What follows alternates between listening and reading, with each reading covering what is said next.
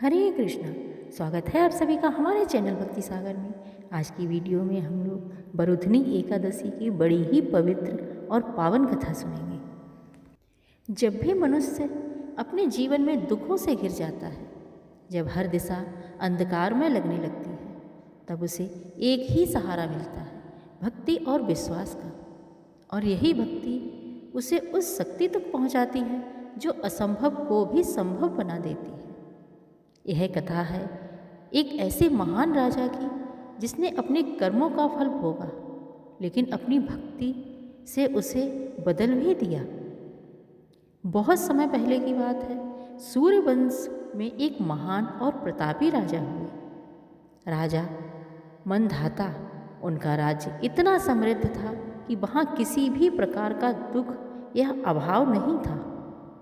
प्रजा उन्हें भगवान के समान सम्मान करती थी। राजा मंधाता न केवल एक वीर योद्धा थे, बल्कि अत्यंत धार्मिक और न्यायप्रिय भी थे। वे प्रतिदिन भगवान विष्णु की पूजा करते और अपने जीवन का हर कार्य धर्म के अनुसार करते थे।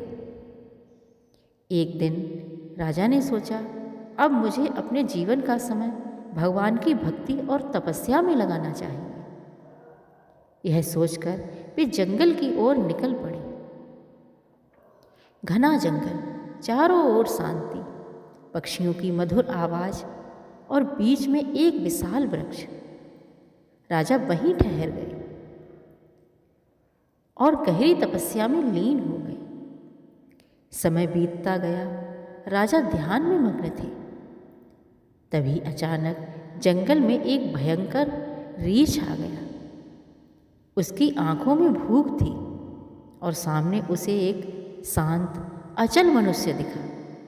वह धीरे धीरे राजा के पास आया और अचानक उसने राजा का पैर पकड़ लिया। भालू राजा का पैर खाने लगा। सोचिए कितना भयानक दृश्य होगा।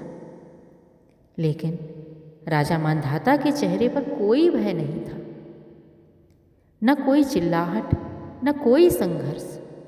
वे केवल भगवान का स्मरण कर रहे थे। उनके मन में एक ही भावना थी, हे प्रभु, आप ही मेरी रक्षा करें। राजा की सच्ची भक्ति ने आकाश को भी झुका दिया।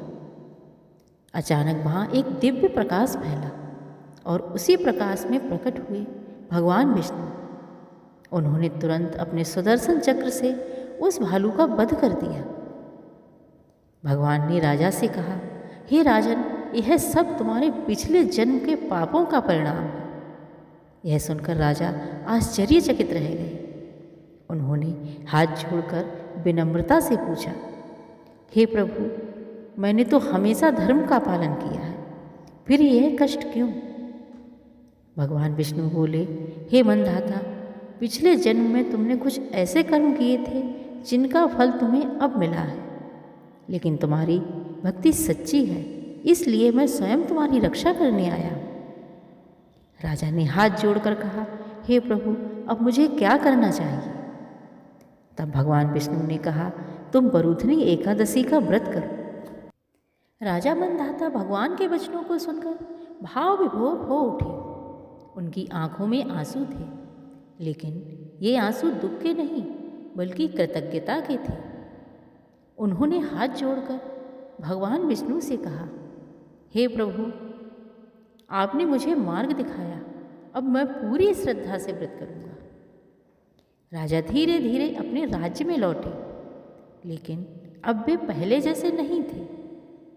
उनके मन में नई शांति थी, एक नई समझ थी।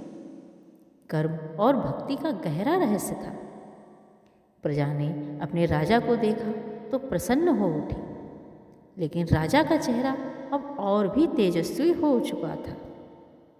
जैसे जैसे बरुधनी एकादशी का दिन नजदीक आया, राजा ने अपने महल में विशेष तैयारियां शुरू कर दी। उन्होंने पूरे राज्य में घोषणा करवा दी, जो भी इस पवित्र व्रत को करेगा उसे अपार पुण्य प्राप्त होगा। व्रत के एक दिन पहले यानी दशमी को राजा ने केवल सात्विक भोजन किया। उन्होंने मन, वचन और कर्म से स्वयं को शुद्ध किया। महल में भजन कीर्तन होने लगे, हर तरफ भगवान के नाम की गूंज। सुबह का समय आया, सूरज की पहली किरण और एक पवित्र वातावरण। राजा मंधाता ने स्नान किया और स्वच्छ वस्त्र पहने। उन्होंने एक शांत स्थान पर बैठकर संकल्प लिया, मैं आज बरूथनी एकादशी का व्रत पूर्ण श्रद्धा से करूँगा। राजा ने भगवान विष्णु की मूर्ति के सामने दीप जलाया, धूप, फूल, तुलसी दल अर्पित किए और प्रेम से बोले, हे प्रभु, मेरे सभी पापों का नाश करें और मुझे अपने चरणों में स्थान दें। उनकी आवाज़ में इतनी भक्ति थी कि पूरा वातावरण पवित्र हो गया। पूरा दिन राजा ने उपवास रखा, न जल न अन्न, केवल भगवान का नाम। वे भजन गाते रहे, मंत्र जपते रहे। रात को उन्होंने जागरण किया। जैसे जैसे रात गहराती गई, महल में एक अद्भुत शांति छाती गई और तभी एक दिव्य प्रकाश फिर से प्रकट हुआ। उस प्रकाश से फिर से प्रकट हुए भगवान विष्णु। उन्होंने मुस्कुराते हुए कहा, हे राजन, तुम्हारी भक्ति से मैं अत्यंत प्रसन्न हूँ। भगवान ने आशीर्वाद देते हुए कहा, इस व्रत के प्रभाव से तुम्हारे सभी पाप नष्ट हो गए हैं। तुम्हारा शरीर पुनः पूर्ण हो जाएगा और तुम्हें जीवन में अपार सुख और अंत में मोक्ष प्राप्त होगा। जैसे ही भगवान ने यह कहा, राजा का शरीर पहले जैसा स्वस्थ और पूर्ण हो गया। उनके चेहरे पर दिव्य तेज आ गया। वे आनंद से भर उठे। राजा के स्वस्थ होने की खबर पूरे राज्य में फैल गई। हर जगह उत्सव मनाया जाने लगा। लोगों ने भगवान विष्णु की जय जयकार की। राजा मंधाता ने अपनी प्रजा से कहा, इस संसार में कर्म का फल अवश्य मिलता है, लेकिन सच्ची भक्ति और श्रद्धा से हम अपने जीवन को बदल सकते हैं। राजा मंधाता अब पहले से भी अधिक तेजस्वी और शांत हो चुके थे। उन्होंने अपनी प्रजा को राजसभा में बुलाया। सभा में सन्नाटा था। हर कोई अपने राजा की वाणी सुनने को उत्सुक था। राजा ने धीरे धीरे कहना शुरू किया, हे मेरी प्रिय प्रजा, मनुष्य का जीवन केवल सुख भोगने के लिए नहीं है, बल्कि अपने कर्मों को सुधारने और आत्मा को शुद्ध करने के लिए है। राजा आगे बोले, मैंने अपने जीवन में धर्म का पालन किया, फिर भी मुझे कष्ट भोगना पड़ा, क्योंकि हमारे पूर्व जन्मों के कर्म भी हमारा पीछा करते हैं।